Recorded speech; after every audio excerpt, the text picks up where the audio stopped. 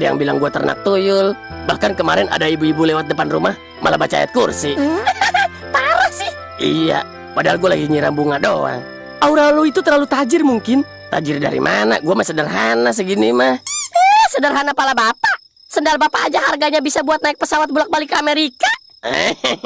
Makasih. Tapi jujur pak, semenjak kaya hidup kita aneh ya. Kenapa? Dulu kita setiap nonton animasi Tornado, rebutan HP dulu. Sekarang rebutan charger iPhone. Sombong lu.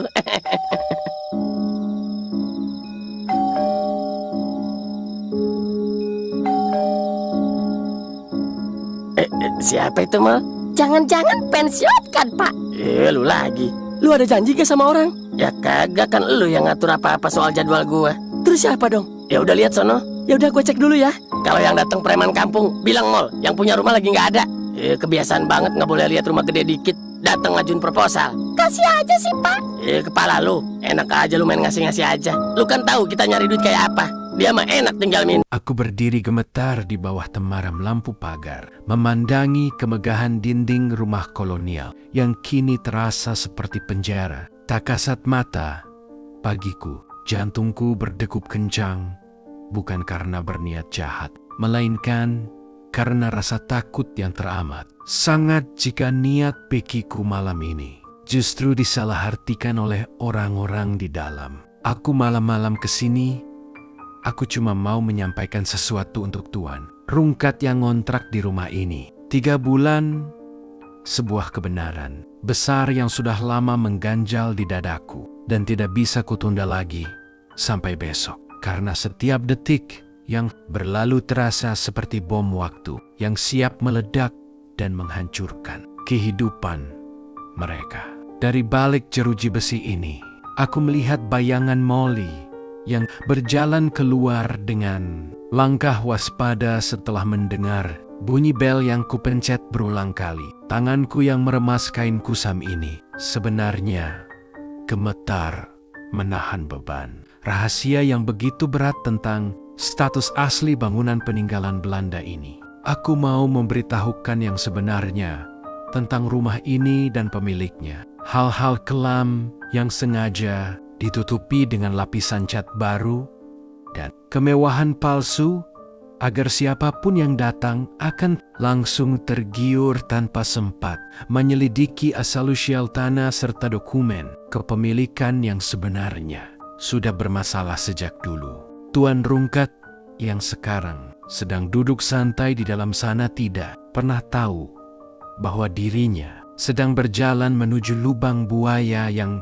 sengaja digali oleh bos besarku. Orang-orang kampung mungkin mengira aku adalah kaki tangan yang setia. Tetapi di dalam sini aku tahu betapa busuknya skenario yang sedang berjalan. Pemilik rumah ini licik. Bisa jadi nanti kalau Tuan Rungkat jadi membeli rumah ini, nanti kena masalah dan kena peras uangnya habis-habisan sampai dia jatuh miskin kembali. Kontrak 3 bulan ini hanyalah umpan manis agar Tuan Rungkat merasa betah sebelum akhirnya surat tanah palsu dikeluarkan untuk menjeratnya. Dalam kasus hukum yang panjang, aku tidak bisa terus-menerus diam menyaksikan kebiadaban ini terjadi di depan mataku. Sementara nuraniku sebagai orang tua terus berteriak, menolak untuk menjadi bagian dari lingkaran setan ini. Jika Tuan Rungkat terburu-buru menandatangani akta jual beli tanpa mengetahui kelicikan sang pemilik asli, seluruh kekayaan baru yang ia banggakan itu akan langsung tersedot untuk membayar denda dan uang pelicin yang sengaja direkayasa. Aku harus memperingatkannya malam ini juga, mumpung dia masih berstatus sebagai pengontrak dan belum menyetorkan uang muka dalam jumlah besar untuk kepemilikan penuh. Sambil menunggu Molly melangkah mendekati pagar pembatas, aku meraba saku celanaku yang kosong, mengingat kembali kemiskinan dan penderitaan yang memaksaku bertahan menjadi penjaga di tempat terkutuk ini. Kedatanganku di malam buta ini bukan hanya membawa misi penyelamatan untuk Tuan Rungkat, dan sekalian aku mau minta Bantuan aku mau pinjam uang untuk pulang. Kampung yang sudah bertahun-tahun tidak pernah kulihat lagi. Aku sudah tidak sanggup lagi hidup dalam ketakutan, menjadi tameng bagi kelicikan pemilik rumah yang selalu mengancam keselamatan keluargaku jika aku berani membuka mulut kepada orang luar. Uang pinjaman dari Tuan Rungkat nanti, jika dia berbelas kasih mendengar penjelasanku, akan kugunakan murni sebagai ongkos transportasi dan modal awal untuk merajut hidup baru yang lebih tenang bersama sana. Saudara,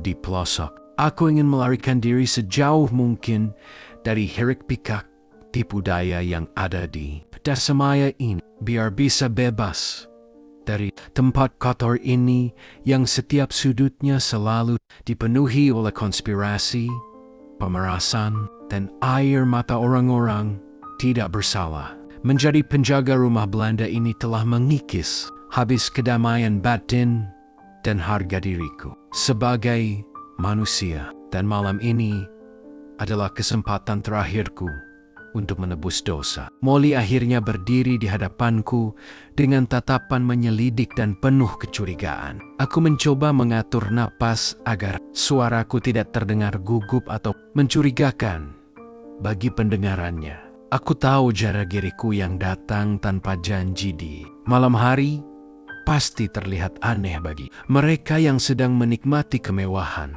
baru di atas sofa empuk itu. Namun, di dalam benakku, aku terus berdoa agar Tuan Rungkat mau keluar merendahkan hatinya sebentar untuk mendengarkan keluh kesah dan peringatan darurat dari seorang bapak tua yang sudah kenyang melihat korban-korban pemerasan bosku sebelumnya. Pemilik asli rumah ini memiliki jaringan orang-orang jahat yang siap bergerak, memeras siapa saja yang terlihat memiliki uang tak berseri, seperti Tuan Rungkat saat ini. Jika peringatanku malam ini diabaikan, karena mereka terlalu sombong atau menganggapku hanya sekadar pengemis tua yang mencari perhatian, maka tamatlah riwayat kesuksesan geng 4G di rumah kolonial ini. Aku memosisikan diriku dengan sangat sopan di depan gerbang, menekan ego dan rasa maluku sedalam mungkin demi bisa menyampaikan kebenaran sekaligus mengetuk pintu hati Tuan Rungkat agar sudi memberikan secercah bantuan finansial. Angin malam bertiup kencang menembus baju kaosku yang tipis, seolah mendesakku untuk segera menyelesaikan urusan ini sebelum pemilik rumah yang licik itu mengendus pengkhianatanku. Aku menatap mata Molly dengan tatapan memohon, berharap dia bisa menangkap ketulusan dan urgensi dari kedatanganku yang mendadak ini tanpa perlu memicu keributan yang tidak perlu. Inilah suara hatiku yang paling dalam, sebuah pertaruhan besar antara menyelamatkan nasib keuangan Tuan Rungkat dari jebakan pemerasan dan memperjuangkan kemerdekaan hidupku sendiri agar bisa pulang ke kampung halaman dengan kepala tegak.